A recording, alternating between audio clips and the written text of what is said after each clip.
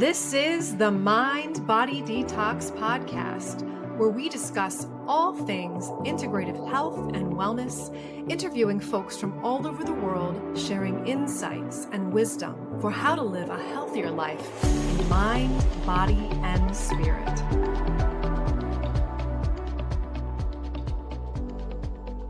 Welcome back, everyone, to the Mind Body Detox Podcast. I'm your host, Mind Body Psychic Medium Kara Lovehart, and we have someone on the show today that we're excited to announce because not only are we going to be interviewing her about her book, about what she does, some incredible things about her as an astrologer, but we're going to have her book that just came out, and I will announce it in a second. We're going to be having her book for our Spiritual Steep Book Club for October. So you don't want to miss this. Not only if you're like, hey, I don't have time to read a book right now, it's not a big deal. We're going to interview Madi. We're going to enjoy her. She's incredible. And I'm going to, of course, give you a sneak peek as well coming up of what more is to come for our Spiritual Steep Book Club. So we have a lot of authors lined up, and this is our first one for our fall. So Madi Murphy is the guest we have today, and she's an intuitive astrologer. You guys, we love the astrology, empowerment mentor, and the founder of CosmicRx. So this is about being on purpose, unapologetically being yourself and being authentic. So we talk a lot about that on the show. So this is perfect vibes for us. And so Madi has a little bit over a decade of experience working and featured in Vogue, the New York Times, as well as the Mind Body Green, Vogue, and Well and Good. And she is the host of CosmicRx Radio. And I was just listening to her podcast on a long road trip over the weekend. And I'm going to start us off with just some of her magic, yummy quotes, because of wordsmith and very creative in her essence. So I'm excited to share with that. Also, we are also going to dive into a little bit more about astrology. We've talked about that a lot on the podcast. You know that is how I live my life. It is a guiding light for me. But we're going to talk about what happens when you get stuck. How can we use astrology when we feel stuck in our lives? So let's start off with one of the quotes I listened to from her latest podcast episode. We'll have all the information in the show notes because you definitely want to check out. This is one of the top podcasts in spirituality rankings for her. And that is something I would put in the show notes for you guys to check out as well. So we're in Moon in Aquarius today. And according to Madi, Moon in Aquarius times, this is her quote: "We are connecting with our soul squad, letting our freak flag fly, and brainstorming new ideas, joining a collective cause, because God damn it, we need it more than ever." And you guys know how much I'm all about this Aquarius energy. Like my son being in the 11th house, it's Aquarius time. It's our time to really lean into each other, lean into community, lean into the collective. And I'm really excited to jump off. That's a starting point with that as we bring Madi on the show today. Hello, Madi. Nice to see you. Thank you so much for being here. What an intro. I'm laughing. I have chills. I'm a little teary-eyed. You just hit all the emotional notes there. Thank you so much for having me on. This is such a treat. Oh, your Cancer rising is showing. Yes. So one of the things we talked about on the show before, Madi, of course, is we talk about astrology. We talked about using astrology for empowerment, astrology beyond the horrible scopes, as I call them, just the basic stuff. And, one of the things that I know that we're in this time where this Aquarius energy is really loud and clear within the collective, within our own beings. So for our audience, first, I want to just dive into the energy and setting the stage for the show for today. What collective thing do you feel that you're moving into right now to collectively support this awakening on the planet? Where are you going? And then we're going to go into your background and how you got into astrology. Wow, that's such a delicious question to chew on. I think right now it's sort of a twofold answer. I think it's the purpose that I have felt really lit up by and really started to come into slow but steady focus in maybe 2015, 2016, but now I feel really embodied in it, which is really empowering what I call the heart-centered creatives, the change makers, the artists, to figure out their role in this revolution, because we are in a great reimagining of our society right now. And there's a lot that doesn't feel good, but because we know we are in the complete burning it down, but also in that is this opportunity to think about, well, what do we want to rebuild? And I love working with the mystics, the witches, the weirdos, all the people who felt like the outcast in the previous system and structure, to now feel empowered in their authentic self, to find their alignment, to find their embodied self, so they could bring something forward out into this collective moment. And then in the micro, for me personally, I had just said to you before this recording, what's next is all of that. I've been doing it on the podcast, on the digital ethers for years now. And I'm really excited to return to my roots, which is really in person, high impact, conscious, sacred, but like fun gatherings, right? Because that's like what my soul is so ready for. Yeah. Yeah, totally. It's so funny. So my background is like totally being very anchored in community, in physical brick and mortar space, and running a business for 13 years and like growing my clinic. And now it's like, hey, I have time and space now over the last 3 years to start doing the online stuff. And it's so great and refreshing that more and more people are like, no, we went in person. Let's do retreats. Let's do gatherings. Yes. I'm like, thank God. Like I've been waiting. I've been waiting. So yeah. And one of the things that I wanted to kind of segue into, talking about this revolution, we're building this new space as a collective. Part of that collective is understanding our consciousness and understanding it through tools like astrology.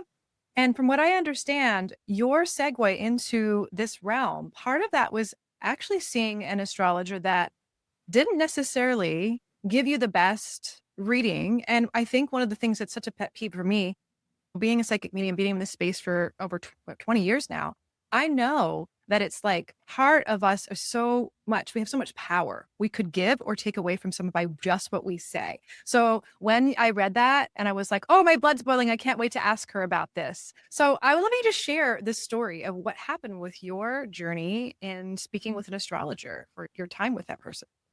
Absolutely. Yeah. So it's funny how all of these things, I think why I love astrology and so much of this journey I've been on is you see all of these threads of your life that seem sort of random or like disparate at the time. And then you see, with hindsight, when you're paying attention and you're in that place of self-awareness and openness and following that thread, how it was like leading you to somewhere, right? To your embodied purpose, to who you're here to be.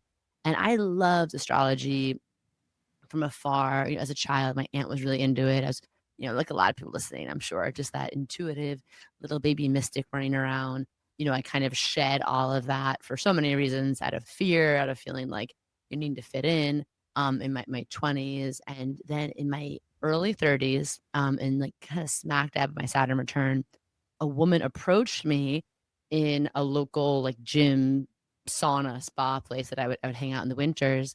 And she's like, I'd love to read your chart. Great, great, great. And I had just gotten like open back into spirituality. So I feel like I also had no boundaries. My energy was like really open. And I probably was like, yes, like, oh my gosh, like just like all over my forehead. Like, I need your advice. I need you to tell me about me. Like I was in that place of a little bit more of looking outside of myself for the answers, which is, baby Maddie. I offer her a lot of compassion. And one of the things that really always I had like a little bit of a wound or a leakiness on my power around was this idea of having children for a lot of reasons. But one of them was I called off my wedding 2 weeks before my Saturn return, not knowing that was happening. And it was the first moment in my life that I chose myself. I chose making everyone around me uncomfortable in the name of my truth. And it was so freeing. It was so clarifying. It was so effing terrifying, but I felt good about it. But one of the things in the back of my mind that would sit there was like, well, now you've set back your timeline. And, in our traditional like Western society, it's like TikTok. Like if you want to, have children and have a career and all this stuff, like you got to do it by a certain age. And I think there was a part of me that knew, I don't think that's really true. My heart, my gut feels like I'm following a good path. But once in a while it would creep in there. I sit down for this astrology reading, and the woman, of course, I'm like, where's my purpose? Is it ever going to work out? Am I ever going to make money? Am I always going to be this broke? I'm so confused, and I'm just like blah on her. And then she's like, oh, what about children? Do you want children? I was like, oh, I do, but at the right time, with the right man and the right sense of myself.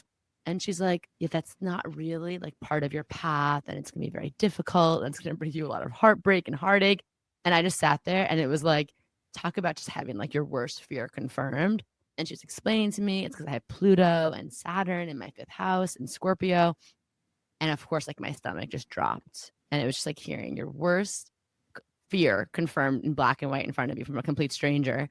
And I walked away from that reading, and I was like obviously so sad and just so empty feeling. But like, went to one of my like places on the beach, and I just remember like praying and crying and talking to my guides and my grandma Helen. And like, I'm crying now thinking about it. And I was like, I just have to believe and like trust that like if that's meant for me and I desire it, it will happen. But like, good God, that was so scary. And then I started thinking, my like Virgo brain is like, well, why is that? Why did she say that? So I started to pull on the thread of being like, I kind of know something there isn't right. So then I started busting out. I went from being like high level into astrology, like, oh, kind of interested in signs here or there, or picking up little things, to picking up like textbooks, like super dry technical astrology books, and just started to be like, okay, I want to teach myself this. And, you know, the spoiler alert of it all is, you know, now I have two beautiful, very healthy, amazing boys. And we'll talk about, I think I now understand the Pluto and Saturn of it all in my fifth house, in Scorpio. And of course, you know, my first son is a Scorpio. My second born is a Scorpio rising. So it's always like, I'm actually really grateful for that reading because it taught me about trusting my own self and my discernment. And it also taught me something I share with my clients and my mentees, which is the power of sacred rage to like fuel you in your industry, because that is actually what fueled me to want to be an empowering astrologer for others because of that reading. Yeah, no, I love the villains in our journey, because they're totally the heroes in disguise. Like, what a really great soul contract. I have this same experience. Totally. We have a metaphysical bookstore that we work with that's been open here since 1987. And one of their incredible astrologers, he taught astrology, he was doing it forever. He's a Capricorn. It's integrity, integrity, integrity. And we had this whole thing about integrity in this field. Like, there's so much riffraff and interesting things that do happen. And of course, that's incredible too. It's like the diversity of life. And he said to me, you know, all of this stuff is an art form of interpretation, but also I love this quote from him that the astrology chart of a rich man and a poor man is always the same. It's how you're playing the cards. And I was like, oh, thank you. So like what that person read could have totally been based on their interpretation, their experience, right? But also it fueled so much of where you are now. And I really honor that. I really relate to that in the field of integrity when it comes to readings as a medical intuitive, as an intuitive professional. So yeah. And I think I have a lot of Pluto vibes too, because I have Pluto in my fifth house in Scorpio. So of course it's intensely transformational. Like it's always intense. Intensely. Yeah. And it really taught me to befriend those planets and this sign. Exactly. I love that quote. It's so perfect about like, you know, having the same chart. I think that all the time, like no good charts, no bad charts, but like what we do with them. And I'm very grateful that something in me, even though I was like so confused and untethered and lost, I'm happy that there was something in me that chose to be like, okay, I'm going to let this like work with this energy versus just feeling like defeated. And this is my story forever now. Yeah. And also what a gift being a Virgo with the intentional, like the heightened detail oriented nature of what you were learning. Like, I'm sure like that's just, wow, this chef's kiss to everything you're doing. So yeah, let's dive into Pluto. Okay. So I wanted to kind of put this later in, but we were kind of talking about transformation and all this intensity at this moment.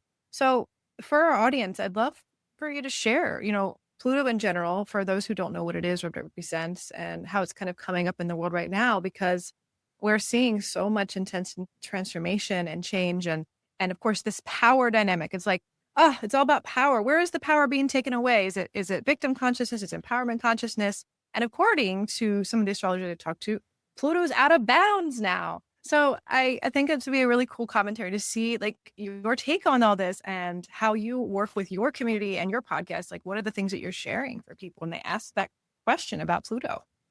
Mm-hmm.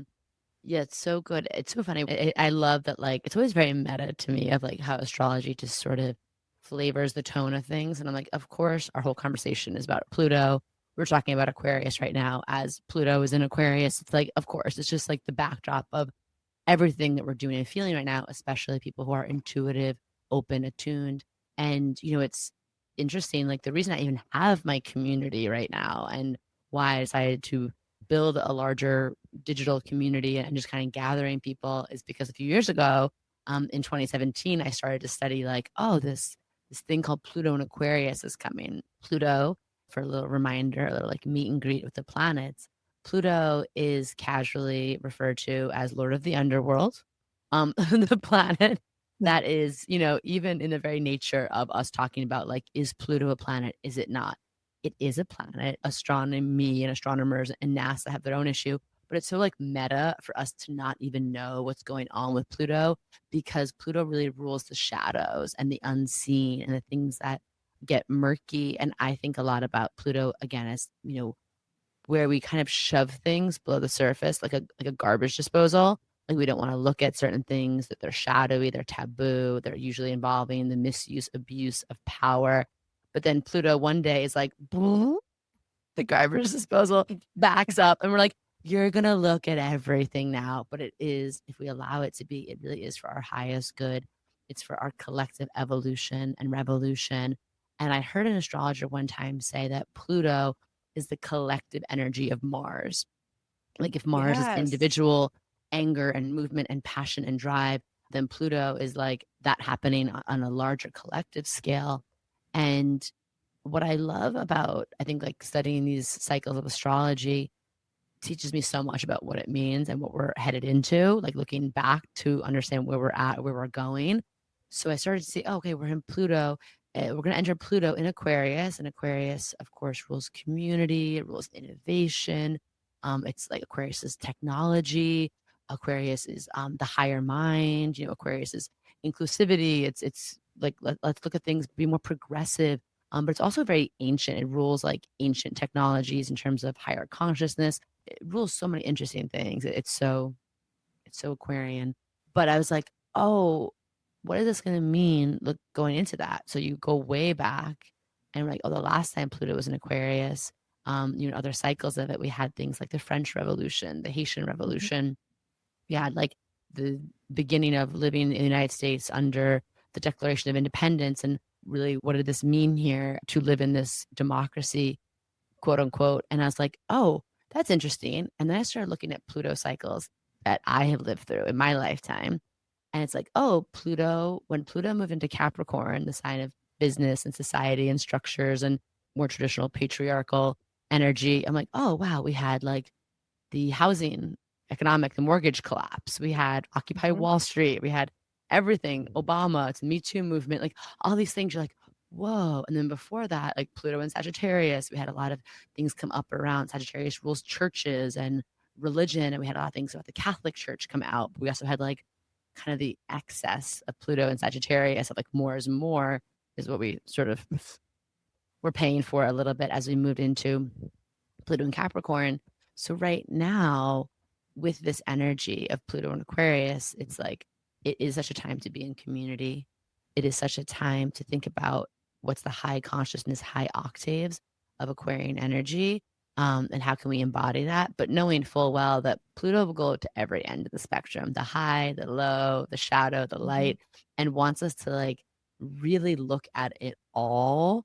And I don't know if it's just because in a very meta Pluto and Aquarius fashion, more people have, I believe, have access to astrological wisdom than ever before on the planet, like at once, because of technology, because of social media, the apps, the softwares, ChatGPT, that I'm like, it just feels like it's pulsating with Pluto and Aquarius energy. I feel like, I don't know if you feel this way, at every turn, I'm like, that is so literally Pluto and Aquarius. Like these things happen. Yes. Everything from like our alien information coming out to like techno-fascist fighting for control. I'm like, whoa, like even like a few years ago when I started being like, I think this is coming, I could have never imagined that we'd be having conversations right now about like AI having consciousness.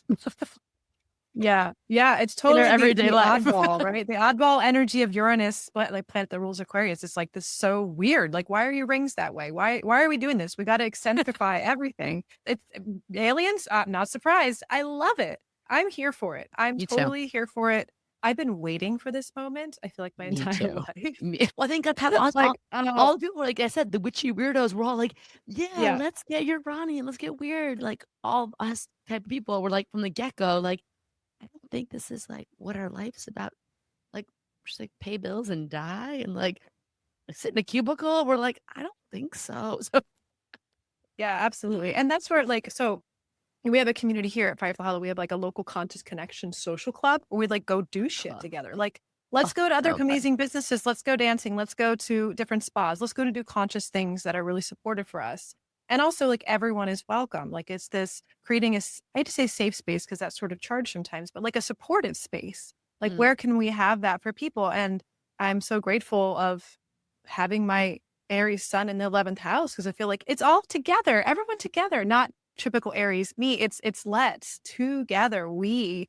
And I just feel like this is the time I feel like I've been, as Aries leadership per personality, I've been Yes. kind of like calling people, hey, do you want to come play in the group for years, like for a decade? And some people, but they're just not as responsive. And I was like, oh, where are they? And now they're just coming and coming and coming. And Yes. it's so Yes. amazing.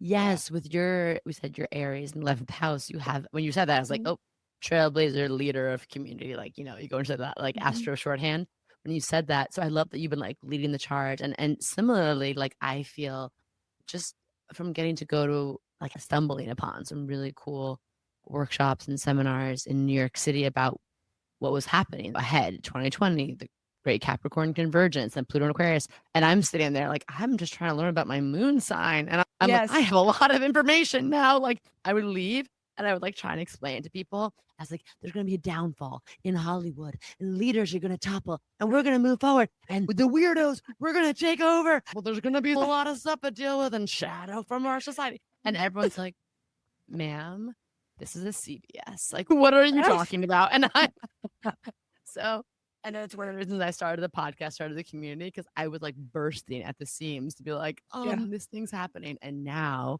even when I started writing this book, it was like 2 years ago, how the process goes. And my publishers were kind of like, in the beginning, I talk about this moment in time. And they were kind of like, I guess, like, sure. And now, right as it was coming out, just the fever pitch that we're in right now of feeling like we're all like, there's no denying that we're in some huge shift, right? Like, I don't care how Yes. tuned in or how, mystical or cosmic or progressive or politically knowledgeable you are. Yes. Like, I think anyone would just agree. So yeah, it's fun. Yes. I think maybe you feel the same way.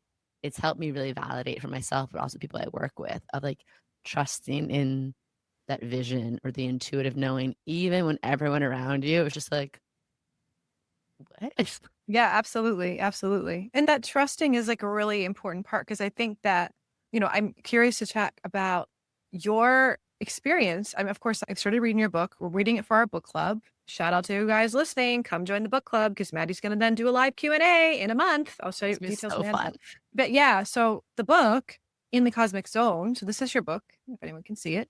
Little glare here. But, I was learning about this whole process of like being blocked and feeling like you're blocked Mm. and like, wow. And I had this really leaning into this space of divine timing in my journey as an Aries, like I'm impatient. I want this now. I've learned to kind of rock into that as I have a Capricorn moon. So I'm more balanced in that way. But there's been this part of me that's like, hey, I'm waiting for this. I feel so blocked, especially with the Pluto stuff. So I love that you just went through your Pluto square and you ended up Mm-hmm. having 2 babies and you birthed this book, right? You're totally now past that. I am directly in the middle. Mine will end in December 2026. So it's been Mm-hmm. incredible lessons of like everything that you have no control over is just happening to you. What a great Mm-hmm. lesson in surrender. But that feeling of being stuck, I know that our listeners can relate to that either at this time in their lives or maybe in the past, or and it will happen to potentially again. So tell us Yeah. a little bit about the tides of astrology and how you've allowing the trust, that word trust, to allow yourself to really sink into what the astrological chart or people's transits support them with understanding that quote unquote stuck or divine timing for them. Absolutely. I love that. And one of the things I open the book talking about is just our sense of time. And I think I cannot be alone in this, but I think for the first part of my life, I was always just like up against some clock, right? It's like invisible clock. Like I'm not on time. I'm behind on time. Literally my day, like I'm running behind. Or in the grand scheme of life, like I should be somewhere else right now. I'm losing time. And one of the things through my astrological studies, but also through studying, through the shamanic wheel, is the study of like Chronos time, which is like very Saturnian time, and then going to like Kairos, like mythical time. Whereas mythical time is also that feeling like how time isn't real. Like why does 5 minutes with your best friend go by in an instant laughing and chatting, whereas like 5 minutes waiting, at the DMV or a Jiffy Lube, like under fluorescent lighting, feel like it's an hour, right? So we have this concept of like time is weird. It's a little shifty. And then we look at time in our life, not like this linear journey of we're going from point A to point Z, but that we're instead, I always visualize it. And this is why I love like the wheel of the birth chart and the medicine wheel in shamanic studies, is that we're in this like spiralic time, like a golden spiral staircase. I picture us like moving around time, and we go in these patterns of like, oh, I feel like I've learned this lesson before, but I'm at it again. But maybe now I have more tools, some awareness, a little bit more empowerment, more clarity, where I can learn that lesson a little faster and maybe move up the staircase quicker this time. Or maybe I've decided to self-sabotage and I'm going on a downward spiral. That happens too. And I always felt that way, right? About like when I started to understand my journey, my life. But then really, again, going into that next level of astrology, because there's really entry points with astrology, right? There's the horrible scope. I love that. I always call it the horror scope. So it's like there's a horror scope of like, and then there's learning about your own chart and your moon sign, your rising. That's really empowering. And then there's learning about your cycles, right? Your astrological activations, your transits, and that, like the patterns of studying your life, of being like, oh, I'm in a Jupiter return right now. 12 years ago, I was going through the same thing. What can I learn from that moment? What are the opportunities that came? What were the obstacles that came? How can I use that to navigate this part of my life with, again, more open eyes, open heart, right? Energy. Or for me, just reminding ourselves that we're really on this mythical journey. Like that's like, I think one of my weird things I've just understood since as a small girl is that everyone has magic in them, and that our lives are a mythical journey. Like it feels so mundane, and that's part of life. But that when we understand, we're like, oh, this is not just happening randomly to me, right? There's these larger, archetypal energies at play, and it's up to me to be writing the story that I want, and life is happening through me, not just to me, which I guess anyone could do without astrology. But for me, my Virgo brain loves the organization, the ability to name and articulate and really understand like, oh, okay, even in a season, oh, we're in Virgo season. What have I learned the past few Virgo seasons about myself? It could be as simple as that. It could be as simple as tracking your, the phases of the moon in the course of a month. So really, like when you want to understand your divine timing, you could just feel like, okay, you know what? Everything's feeling really stuck right now. Let me check my chart. Oh, you know why? Because I'm actually in a moment of life where I'm supposed to be stuck. I'm supposed to be slowing down and looking at something. So it doesn't feel like the universe is punishing you. You don't have to internalize something like, oh, that's it. I've effed up my life forever. Or I knew this was too good to be true. Now everything's stuck. It's like, no. Maybe you're stuck because you're being asked to go into the cocoon, into the chrysalis and emerge. But instead of pushing and forcing the old path, maybe your chart has a little insight of like, oh, you're stuck, but this opportunity is waiting for you. I have chills, like the being stuck. Are you stuck, or are you just being forced to slow down and turn to another part of your chart and your heart that will really help you expand into an even more brilliant, blooming, blossoming, fully evolved version of you? Yeah. I cannot tell you. So I am going to share a brief story here for the audience to kind of relate to real world situations, because it is astrology in my own chart and understanding it has been the game changer of why I'm not insane. Why I'm not insane. Because I had a Pluto moon conjunction in 2022, and that doesn't happen to that many people. And it's in the eighth house. Yeah. In the eighth house. When you said cat So moon, I was like, how you doing? Yeah. yeah. And I, like it was the first trajectory. Like in my astrologer, I'm working with her. She's been doing it for 55 years. I've been working with her every year, and like, let's look what's going on. And because I'd already known these cycles and things that are coming up in themes and put them in my calendar and journal about them, I'm seeing these cycles like you're talking about. But the Pluto moon conjunction was like a once in a lifetime thing. And the energy of it, I got used to. This is intense. This is completely not feeling in control inside, a complete transformation. And then with this Pluto square coming back around, it's interesting because I was like, okay, when's the first hit in my chart? Obviously, it's going to segue in. It's not a fast moving planet, but what's the first hit? The exact first hit happened on a day I found out someone that I was working with was anti-Semitic and they were stealing services. And we actually had to end up bringing someone in to fire them. First person I had to fire, greatest soul contract on planet, because I was like, wow, this is so much my level up. I love this person to death for this experience. Obviously, I was raging at the time, but I'm like, no, this is amazing. Second one, I was like, where's the second hit coming? And I had it on my calendar and I thought it came and it went and then it didn't happen on the exact day. So I was like, I wonder what it's going to be like. It's going to be similar to that vibe. We'll see. But it was the very next day, our 23rd annual expo that we run. We got our wonderful webmaster ended up getting some sort of computer malware virus that spread to all his devices. He got locked out of our server.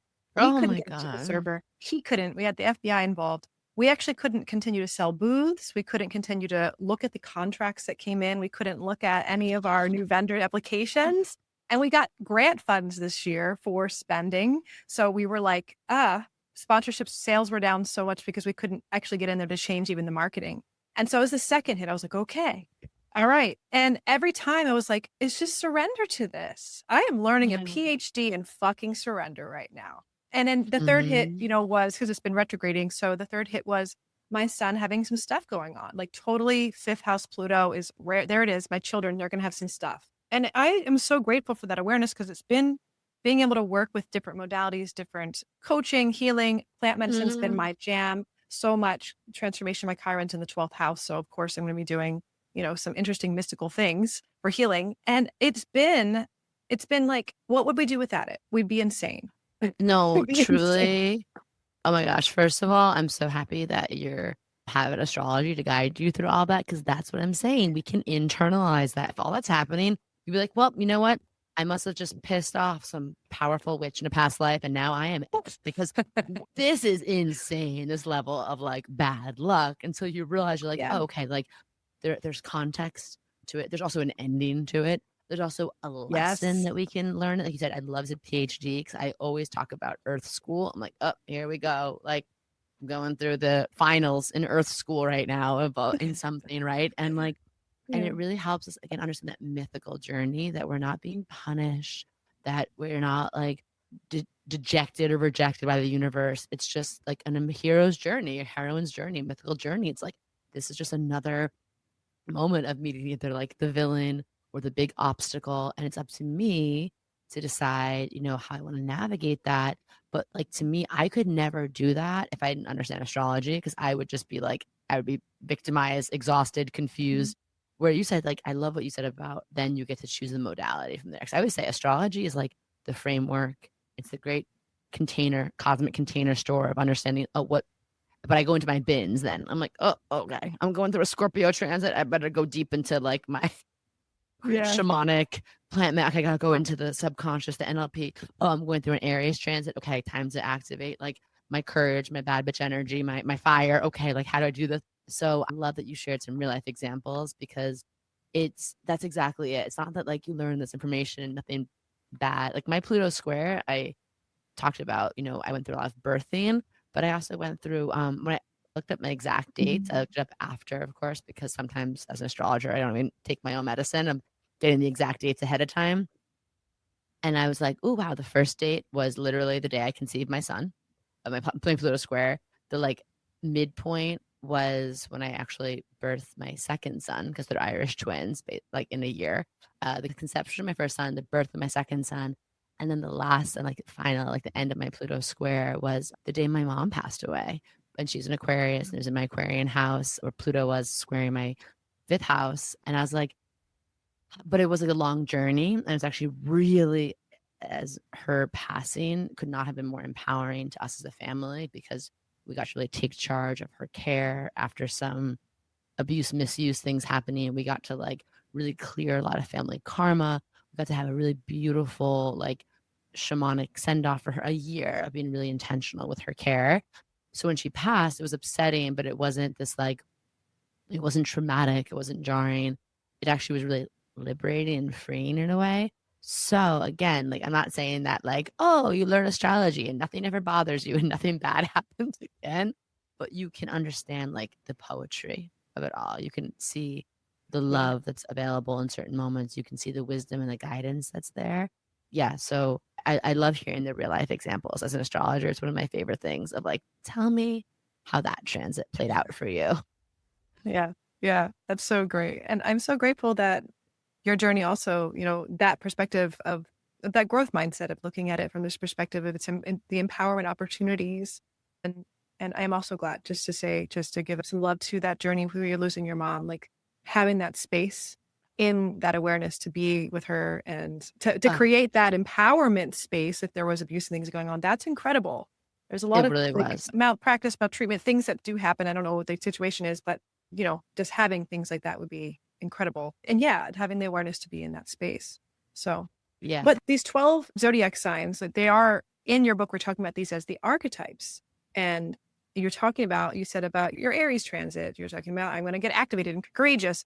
Would you be able to share with us about how in the cosmic zone talks about the 12 zodiac archetypes and what your take on them are for our listeners? Because we're going to read your book, girl. We're reading it and we're having you back. Girl, So keep, I'm yeah, so start taking some excited. notes already. Yeah. So I'm going to hold it up again. It says in the cosmic zone, embody the 12 astro archetypes to unleash your genius and activate your authentic self.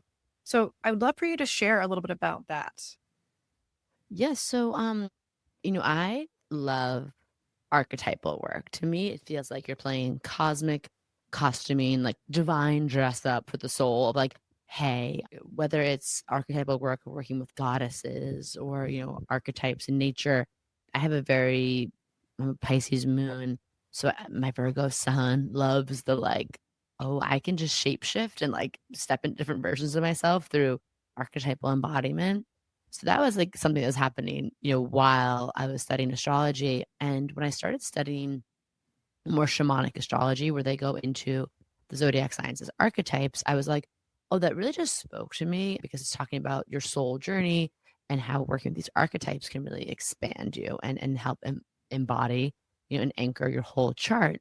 And when I started writing this book, there's so many routes you can go, right? And it's a separate story, but I've been approached to write a book and it was like, hey, can you write this book about this subject? And I was like, yes. And I went into the mode and it was so grind. It was so clenched. It was so stressed out. And I was like, you know what? This is not how I want to write a book. I want to write a book that just like kind of flows out of me and like is in the state, like the frequency and the vibration that I want people to be in when they're reading the book. So one day it really like hit me that as I'm working with people to understand their birth charts, that like as they begin to understand that they carry all 12 signs within their chart, no one on the planet Earth is missing a sign in the chart. No one on planet Earth has like more zodiac signs than the other. We have planets, we have placements, we have angles, we have asteroids that influence like a cosmic cocktail, but all the same ingredients, how it manifests in us and therefore what our bigger lessons are and our strengths and our obstacles and the things we're working through. But I started to understand that like this archetypal energy was available to all of us. So for me, I brought up the Aries before. And I love that you're an Aries because I am, I'm very, you saw I was already crying on the podcast, my Pisces moon, my Cancer rising, my Virgo. Growing up, I really felt into like that good girl archetype. Like I'm the oldest of 4 girls. I'm like, let me just kind of choose everyone else's comfort over mine. It was basically the story up until my Saturn return. And it was around like after my Saturn return and starting to understand this archetypal energy, I started to be like, oh, my sister, who's an Aries, she is the baddest bee I know. She does not give an F. Like she, in the best way possible, she sticks up for what she believes in. She is super courageous. She is super, like, always does the right thing and speaks up for injustices. And she just walks into a room and it's like all eyes on her. And I'm like, that's so cool. My whole life, I was like, I just want to be more like her, more like her. And then when I started realizing that I had Aries in my 10th house of career, I'm like, oh, what? And then I started realizing every year at Aries season, I could almost like step into this energy. And even if I have to faith it till I make it, understand what's working there and almost like take the challenges from the universe, take the invitations, take the earth school, cosmic assignments, and being like, okay, even though I don't feel this right now, I am going to step into this Aries energy. It was like I started really having this embodied experience of my own bad bee, of my own warrior, of my own trailblazer, initiator, just the energy that I so admired in my sister. And when I started doing that for each of the signs and teaching other people about it through my podcast, through my mentoring, I was like, this is so powerful and it's really fun. And what I like about it is that the archetypal work, and I chose to write this book through the lens of keys because I do mention some like archetypes, like, kind of like titles in there, like the cosmic creatrix or the bad bee. But I liked kind of looking at this as like, what if every single problem we face as humans from living in our fullest expression, it kind of goes down to like 12 universal blocks, in my opinion, after studying people and doing thousands of readings and sitting with so many people, and they all correlate to a zodiac sign that can unlock them. So what if we just did that and just reminded people that you had every single key you needed within you? It was just about awareness, about cultivating that, about just having more, again, clarity, practical tools around it. And when I like had this aha, I was like, oh, that's the book. And it just like poured out of me from session notes and workbooks and things I had done with my clients. And the last thing I'll say about this is that I didn't really know what I was doing. I was just putting it together. It was like the book was like cart before the horse. It was just like, it was writing itself. And I was like, what is this? What's the theme? How am I sending this out into the world? And I was like, oh, I realized that after I wrote it and everything, and I had some of my friends like read it and give me their feedback. I had one of my friends over to read it, and she was waiting for me, and she was picking up an old astrology book that I have on my bookshelf, and she opened to a page, and she's an Aries, a Venus in Aries, and she was reading about her Venus in Aries, and she just got this dejected look on her face, and she was like, oh God. It's an old school book, so it was a little nihilistic, and it was saying something that I think just did not make her feel good. In that moment, I was like, oh, I understood why I wrote this book in this way for my first book, of just wanting this to be a roadmap to all its archetypal energy. I wanted this to be an astrology book that doesn't seek to define you, but that hopes to align you. I'm like, I don't want to tell you who you are. Like, sometimes that's fun to read about yourself. Like, oh, I'm a Pisces moon. I'm so watery and emotional. And like, and it can be an escapism. I'm like, yeah, okay. But like, I've read a lot of books like that. I wanted to be a book of like, choose your own adventure. I'm not here to tell you who you are, but I would love to help align you to your fullest self.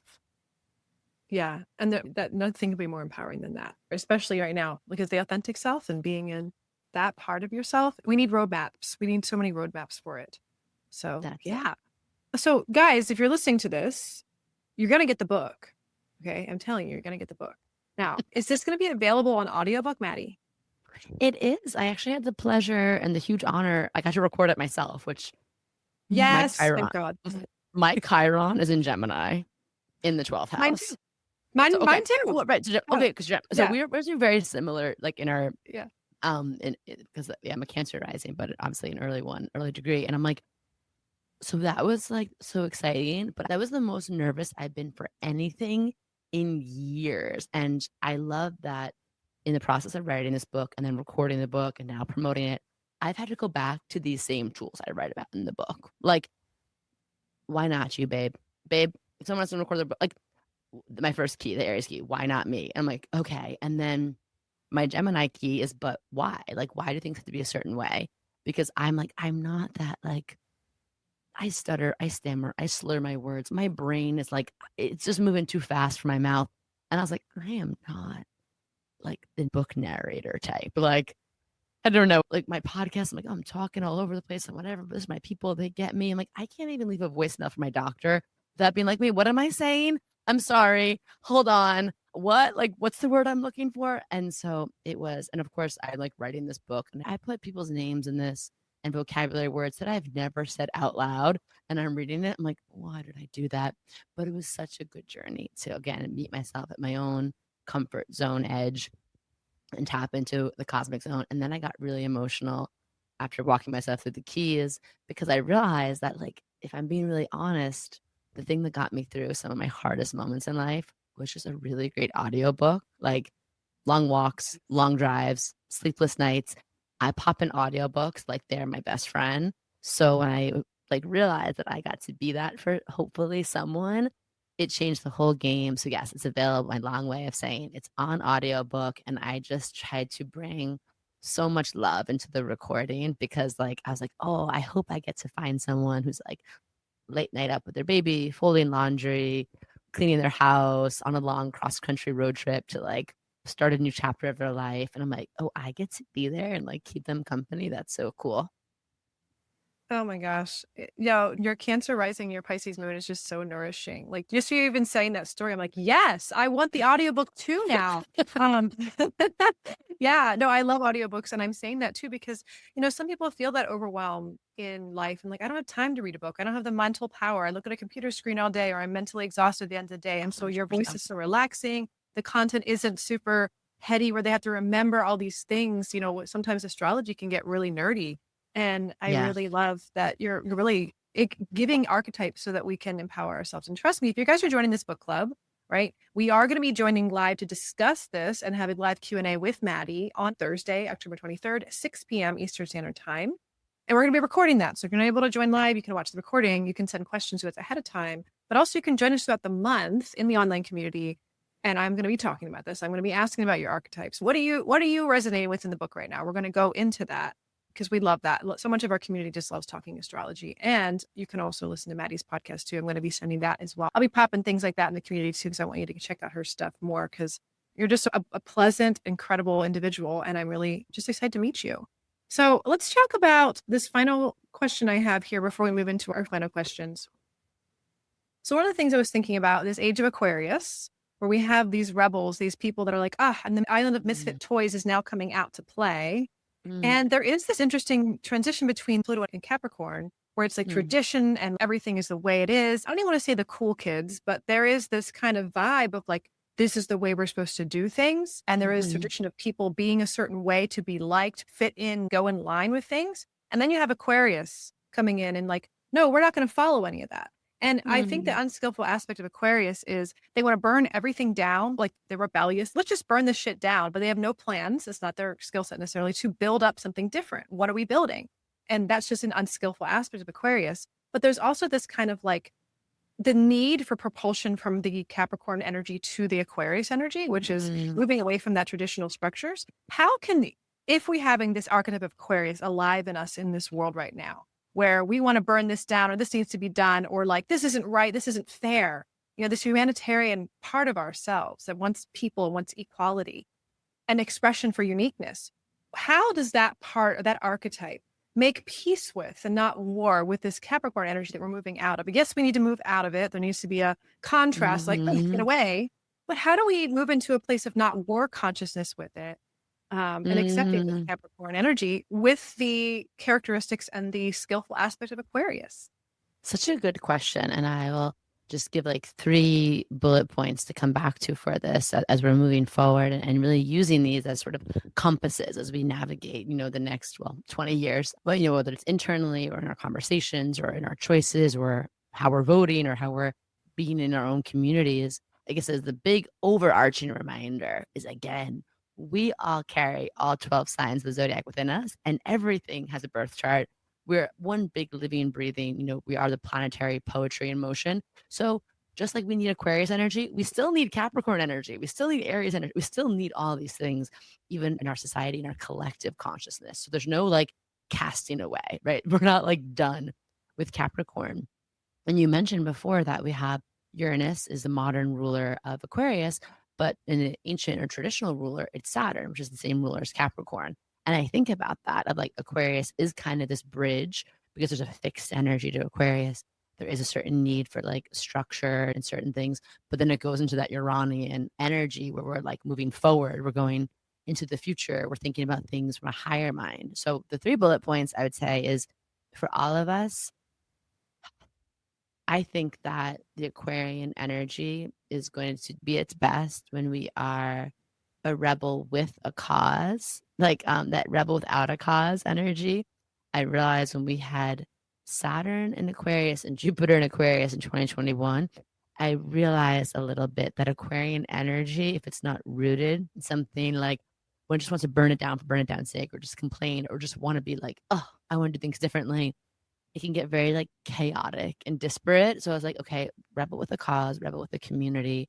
And really how we tap into that, in my opinion, is remembering that like to stay in the heart center and to remember like to not forget our humanness in our pursuit for a higher humanity. Like the heart energy, why are we doing this? Again, rebel with a cause. Like, who am I doing this for? What does that really look like? What also keeps me in my heart center, whether that's just realizing that whether if I disagree with someone politically or I'm fed up with the system, like we're still humans all here, whether that's like touching grass or, sometimes like moving away from the technology and the AI of it all and just being like, oh, making art, making love, like touching grass. What are the things that help me remember my humanness and then see the humanness in other people? So I could be, I think, a rebel with a really heart-centered cause is of how we move through this. I think about, as we move through this Aquarian energy, it's so much like Aquarian energy is those like wavelengths, is like even in the glyph of it, right? It's like so much of like our mind, oh my God, like thoughts to things, instant manifestation, so much mind energy, but also so much mind energy of like, again, getting into the heart, getting into the body, but also like tending to our nervous systems. And like, what do we have to do to learn new ways of being in our nervous system? Because I think that the burn it down conversation, listen, I would like, we ride it down. Like I've been on the head of that train for a minute, almost a decade now, like burn it down. But then I realized I'm like, well, it's so easy to think about burning it down. Not easy, but it's like one part of the equation. But I mentioned in the beginning, we're also in, and I've been trying to call it this as a reframe, like the joyful reimagining, because it's not just about what are we burning down, but it's like, what are we building in its place? But I do think that we need, again, the heart-centered energy to do that. We need to have our nervous systems in the place where we don't go into just despair or overwhelm or like, I'm just want to like detach and like pull away from society and go live like in a yurt and never talk to anyone ever again. Because I'm like, baby girl, baby boy, like if you're a heart-centered creative or a visionary or an entrepreneur or a leader or a teacher, like I don't want you hiding. I need you like in it right now. I need you in it. Like, so I'm like, what do we have to do to tend to our nervous system so we can hold this new vision, right? And truly be the world that we want to experience. And then, the last thing with the Aquarian energy is what we started off with saying, like, we are going to have a society that still has structures and rules and policies and all of that, right? Like, we're not going to just be like, my one teacher says, like, we love to like be harsh on Saturn and Capricorn, especially as like the artists or the free spirits, or the mystics. But he's like, life without Saturn would be like no red lights. Like it'd be crashing in, it'd be no gravity. It'd be like being on one big psychedelic trip. And after a few days, it's like, I'm nauseous. I want to like sit down. I want to rest. I actually like am craving it. It's like being on vacation for too long. We're like, I'm kind of excited to get back into like my routine a little bit or whatever. And so I think it's like, okay, can we think differently about like these structures and can they be soulful and can these, certain systems, can they actually work to serve us? But I think to do that, we have to be in community and practice really what it's like to move away from this very kind of toxic individualistic society that we've started in our Pluto in Capricorn beginnings, especially here in the US. And can we start to realize like what that means to have structures in place, to have systems in place, but that are communal, right? That are non-hierarchical, that are serving us where it's not just like one having power over the many, but that means that we each have to be okay with structures that are like helping each other for real, not just like being on the receiving end or not just being on the complaining end. So it goes back to community as point 3, but in a way of thinking about it like, can I practice that within my friend group, within my neighborhood, within community organizations like yours? Like, how are we going to build a better world, live in better structures if we're not even like able to relate to people or able to sometimes share a little bit of the pie or go out of our way to help someone and think about things differently? So a long answer as my, Sun and Mercury conjunct, I'm very windy, long answered, but like, I think that there's something about remembering your humanness and being rebel with a cause. There's something about like, being nervous system regulation. So you can be in the joyful reimagining versus just like the endless complaining and overwhelm. And then like, how do we begin to sort of like create these microcosms of what we want to see in just our corner of the world? Yes. Yes. Oh my gosh. Yes. Yes. And don't apologize for the Mercury conjunct. You said you're long-winded in this. Girl, this is why we can do podcasts and talk That's why without I a love guest podcasts. for a long time. Yeah. This is my same thing. Like I could talk forever. But like, yeah, just to say, really read what you're saying. Like, guys, this is amazing tools that Maddie has. I know CosmicRx is your online community. You have incredible stuff there that you can tap into. Obviously, if you're just deep, you're diving, shallow, go, and this is not shallow, but you want to just start, brief, go into the in cosmic zone with us, or anytime, of course, listening to this podcast a year later or whatever, get the book. But I think like the thing that you mentioned about really we need to like the toxicity in our society, like that's what I said at the beginning. I've been waiting for this. As a medium, I have seen working with my clients and working with the community and collective, how everyone's energy field is a reflection of their consciousness. And that reflection of their consciousness creates or makes their manifestations or their blocks. And of course, a part of that is their astrology. It's their medical astrology. It's their transits. It's all the things in their auric field. And when we have toxicity in that auric field, which is never going to completely go away because it's just where we're not in alignment in that moment. And sometimes it's a long-standing pattern that is a mental pattern. Sometimes it's a food pattern that's affecting our consciousness or auric field, whatever these things are. And this is where we need the support of other people. We need these different tools, like, of course, the Mind Body Detox program, which is where this podcast was birthed from my program. And how do we utilize these different tools and integrate them, just astrology, meditation, nervous system regulation. These are all supportive things that we need right now. And so that segues me into our final podcast questions. And, knowing a little bit about the program I have, why my last question is going to be this last one specifically. But I have two questions. First one is, what is your favorite wellness topic, self-care indulgence, or maybe even a teacher, an influencer, an author, someone that really is like your shining light, or that product, that thing, that anything, you can say all of it if you want to. But yeah, what is that for you right now? Let me take in a minute here, because as a like mutable sign, I feel like my self-care is always like moving and flowing with the seasons, actual zodiac seasons, the season of life that I'm in. And right now, I'm a mother of two, very well under two. And I think that my self-care and what I come back to a lot right now is just like truly like the basics, like truly like I'm like, oh, like getting the boys in the stroller and taking a walk, or like again having a little time to have like my audio book at the end of the day to myself, like just something that helps me like clear my mind, come back to me is so huge. And I think about, there's not one specific person that comes to mind online, but I feel like I've been very blessed to be a mother in a time right now where there's a lot of conversations around like, hey, like you don't have to show up perfectly every day.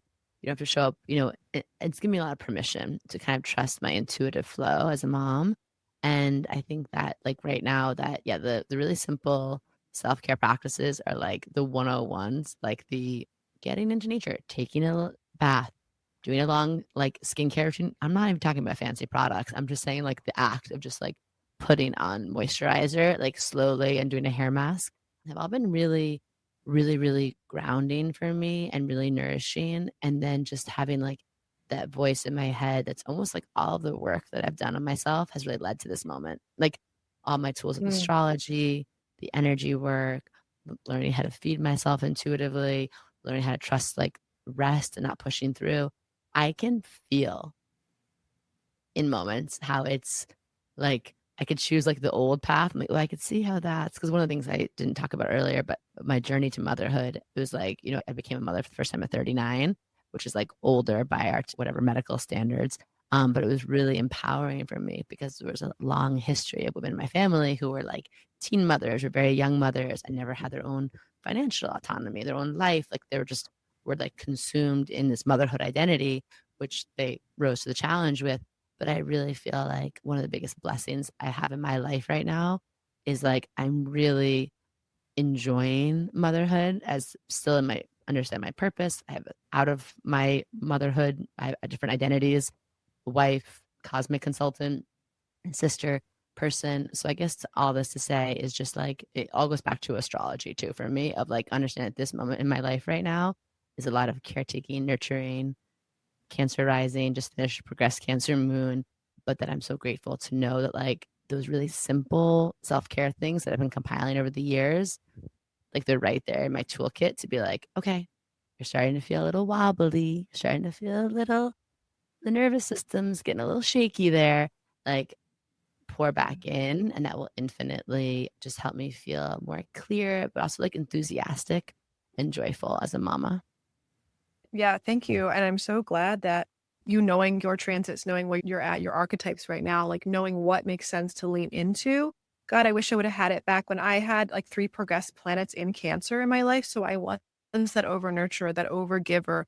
Oh man, emotional and like never time for me. And those simple practices you're doing, like when I started to get it, even though I didn't have the astrological facts at the time, they seemed like, and I would look at everyone else like, oh my God, but they're doing so many things and this and that. I should be doing this, beware when you compare. But that simplicity, I think a lot of our listeners too, like it is sometimes just going back to the basics and that can make a profound difference.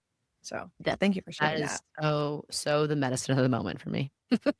Yeah. Yeah. Well, our last question is, if you could detox one thing in your life or the world right now, what would it be? There's so much I could say for the world, but I'll put the on myself. I think the thing I would detox from myself is falling sometimes by the wayside of overwhelm. I can get overwhelmed really easily, and the thing that I've been really focusing on lately is just presence. And whenever I tune back into presence and also reflecting back that like all the moments of life that I felt like I was overwhelmed were actually some of the best things that were happening, and really like trusting into that. Because when I personally get overwhelmed, that's like my number one way I get out of my power. Yeah. Just so lately, like whenever I feel that come on, I'm like, okay, just pushing all that at bay a little bit through mindset work, through embodiment work. That's one thing that I'm always looking to detox, because I don't know, maybe similar to you with your Gemini rising, but like I feel like the mutable signs, we just like to take on a lot. And all of a sudden I'm like, Yeah. why did I take on all of this? But it actually feels good. I like doing a lot of things at once, but I want to do it with presence and power, not overwhelm. Yeah. And, during Aries season now, I have this understanding in the cycle of Aries season when it comes. That's when I have to be very mindful because that's when I'm like, oh, I want to take on the project in Aries season and too many things. And then I'm like 6 months later, because I took it on for 6 months or even into November, December of that year. I'm like, why did I do this back in Aries season? Why did I do this?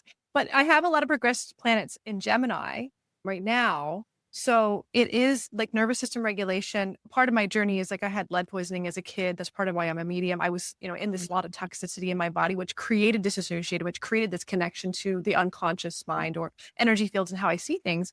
And the nervous system regulation, something that system that we have now in the world, like whether it's somatic healing or whether it's yoga or breath work or even food. For me, I had to detox sugar and caffeine because it totally heightened me and I couldn't handle it being a channel and being very sensitive in my nervous system, all the medical astrology stuff, that's really a real thing. But I'm really glad you talked about that because that is something that collectively, and it makes sense with all the Pluto and Aquarius energy too, that is nervous system stuff. So I encourage you all, what Maddie said, like it is important to take that time to be present, to slow down, to take a breath. The FOMO thing is real. We feel like we're missing out and we have to keep doing or keep engaging in information and the mental body. And I think that's where if you get too much of it, I think sometimes people just go all in and then they don't find balance until they're like completely burned out. I'm just saying, don't do it before you're burned out because burnout's usually, if it has to happen in your journey, it will, because then it'll teach you never do that again. And you won't go that far in it. But yeah, the nervous system regulation is key. And I'm so incredibly grateful for my practices as well. And yeah, we're going to just keep on doing it and taking a breath and being present. and doing the incredible work that we're doing. You're doing amazing building work, and everyone out there who's listening, you're doing your individual work and this vision you have. So, but yeah, thank you so much for joining us today, Madi. This is an incredible conversation. I very much enjoyed connecting with you. Likewise, this was beautiful. Thank you so much for having me on. Yeah. So thank you guys. You guys are not going to want to miss out. October 23rd at 6 p.m. Eastern Standard Time. We're going to be doing live Q&A via Zoom in our online community space. I'll drop in the show notes information for how to get signed up for that, how to get the book, 10% off as well. And I'll give the link for the audiobook if you want that. And we're going to be chatting with you in about a month and a half here. So I'm excited to see you again. So thanks for joining us. Thank you. All right. Thank you again, and be well until next time, my friends. Thank you for listening to the Mind Body Detox Podcast. If you love this podcast, share it with others and leave us a review. Your reviews help us more than you know and supports us continuing to make episodes and being heard from all over the world. You can also follow the link in our show notes to submit a topic that you would like to hear on the show.